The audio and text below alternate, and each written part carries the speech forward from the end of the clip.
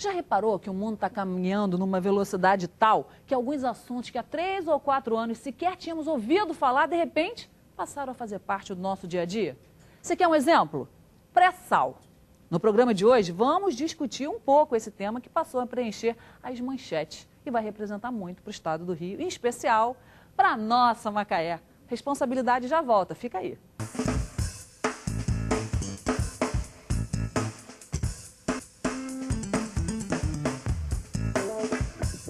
Estamos de volta com responsabilidade, hoje recebendo nosso secretário de Estado de Agricultura, deputado estadual Cristino Áureo, para tratar desse assunto, pré-sal. Cristino, essa palavra a gente está ouvindo falar, está lendo frequentemente, vê tanto em discussão. Você que entende bastante do assunto, é macaense de nascimento e Macaé está clamando por entender um pouco mais o que é isso. Você pode dar uma explicação assim básica do jeito que você comumente fala fácil para a gente, para quem está em casa, saber o que é o pré-sal? Tá bem. Olha, acho que a informação é um negócio muito importante e ela deve fluir de uma maneira fácil, onde as pessoas também tenham noção do assunto, mas não precisa aprofundar tanto ao ponto de ser uma discussão técnica, assim, com muito número. Eu acho fundamental a gente entender que o Brasil tem suas reservas de petróleo localizadas basicamente nessa nossa região. O estado do Rio detém 80% do petróleo, da produção de petróleo nacional, e um percentual muito equivalente das reservas futuras. Bom, é evidente que outros estados também, eles de alguma maneira começaram a ser, digamos, privilegiados ou contemplados com essa possibilidade de ter o petróleo no seu território. É o caso do Espírito Santo, em que as descobertas mais recentes, posteriores à bacia de Campos, acabaram revelando também boas reservas. E esse processo ele vem se consolidando no Brasil.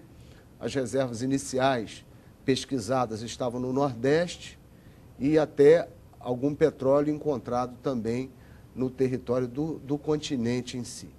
Mas todo mundo sabe que as maiores reservas brasileiras estão no mar.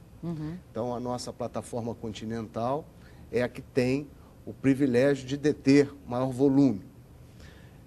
Recentemente, a Petrobras, além de ter a primazia da exploração em águas profundas, que é uma tecnologia muito brasileira e se deve muito ao empenho dos pesquisadores e técnicos da Petrobras, que tem um quadro espetacular, é uma das grandes companhias do mundo, e também conseguiu desenvolver algo fantástico, que é essa capacidade de prospectar o petróleo para além daquilo que era convencional se supor. Já se sabia da existência de petróleo no subsolo brasileiro, na plataforma continental, mas a Petrobras foi além, ousou, se aproveitou desse conhecimento acumulado na exploração de águas profundas e pôde fazer com que sua área de geologia, enfim, todo o contexto da pesquisa petrolífera se colocasse a serviço dessas novas perspectivas em petróleo. A Petrobras é a número 1 em exploração de águas profundas, né, no mundo? Indiscutivelmente. Aliás, se tem 3 coisas que o Brasil se destaca muito por ter produzido conhecimento nacional, certamente uma delas é a exploração em águas profundas. Eu diria que a outra é a tecnologia de produção de aeronaves, e aí a Embraer e tudo o que se colocou em torno desse assunto, e não poderia ser diferente, né? Nós produzimos aqui o inventor do avião, né? Nosso queridíssimo Santos Dumont. Só para não esquecer, a terceira atividade, que eu acho que nós incorporamos muito de tecnologia, é justamente o chamado agronegócio, a agricultura, a nossa capacidade de ter entendido que o Brasil era muito diferente dos outros países e precisava trabalhar uma forma diferente de produzir mais, de trabalhar bem com os elementos, de ter muito sol, ter um solo com razoável fertilidade, ter extensões fáceis de serem mecanizadas. Então, só para fazer um passeio assim dentro de 3 grandes áreas que o Brasil desenvolveu, petróleo em águas profundas, a questão da aviação, especialmente a aviação civil, e o agronegócio. A gente é o número 1 exportador de carne, exportador de café. Nós estamos na frente em muitas. Muita gente não sabe disso, né, Cristiano? Mas o Brasil é o maior exportador mundial de carnes, do complexo carnes, somado bovino, suíno e aves. O Brasil é o maior exportador do mundo de soja, todo o complexo soja, óleo, farelo, enfim, tudo que está contido. Café.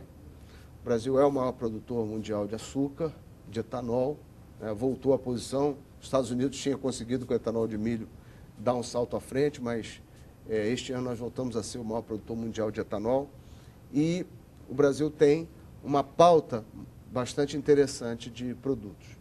Mas é no petróleo que a gente teve nos últimos anos, talvez a notícia mais alvissareira, mais importante, sob o ponto de vista do futuro do país. E essa notícia, ela veio exatamente sobre esse título pré-sal. E muita gente, naturalmente, ficou se perguntando, bom, mas isso era um assunto desconhecido? Na verdade, não. A Petrobras, há muito tempo, desenvolve pesquisas, até tentando entender o processo, porque geologia é um processo que envolve conhecer como é que as camadas, né, da Terra foram formadas, né? O que aconteceu desde a pré-história, enfim, todos os períodos, e entender como é que aquilo qual foi o arranjo. Então, o petróleo sendo um material orgânico por natureza, né, da deposição de material orgânico que depois ganha essa forma de óleo, ele era previsível que ele se acumulasse numa determinada camada. Mas ninguém nunca se perguntou se abaixo daquela camada, ou seja, aquela camada que forma o sal que está nos oceanos, que depois, né, pelo processo natural, ele vai se incorporando ao oceano, isso é uma camada rochosa que ali está. Uhum. Né? E o petróleo nosso de águas profundas... Está justamente abaixo, né? Eu não sou especialista no assunto, mas da informação e da conversa com quem milita na área, o conteúdo do petróleo convencional está nas rochas situadas, né, na camada logo abaixo da onde está a lâmina d'água, em diferentes profundidades. Né? Há petróleo em águas profundas a 7.000 metros de profundidade e, para além disso, quer dizer, em outro ponto da nossa costa, só para se ter uma ideia, hoje os pontos explorados da bacia de Campos, partindo de um ponto médio aí em Macaé, ficam a 150, 160 quilômetros da costa. Já essas áreas do pré-sal, elas estão a 230 a 260 quilômetros de distância da costa. Portanto, o dobro. Ela vai caminhando na direção muito mais do mar aberto. Então, descobrir petróleo, abaixo dessa camada, chamada pré-sal, foi um esforço de pesquisa, como dissemos, e veio a surpreender não só a existência do óleo ali, mas os volumes. Né? O Brasil passa a ser um dos mais importantes produtores de petróleo do mundo a partir dessas descobertas. Né? Fica só depois daqueles países lá da Arábia Saudita, né? Quer dizer, fica entre os 5 maiores, porque autossuficiente nós já somos hoje, antes da pré-exploração do pré-sal. Exato. Agora nós poderemos, então, exportar petróleo, mas a gente não tem uma diferença? O nosso óleo bruto não tem uma qualidade diferente que é necessário? Pela ausência de uma rede de refinarias capazes de processar óleo pesado, muitas vezes você tem que fazer uma troca com outros países, você enviar para refino um tipo de óleo e receber derivados, enfim, isso é normal. Mas o equilíbrio na balança de produção de petróleo do Brasil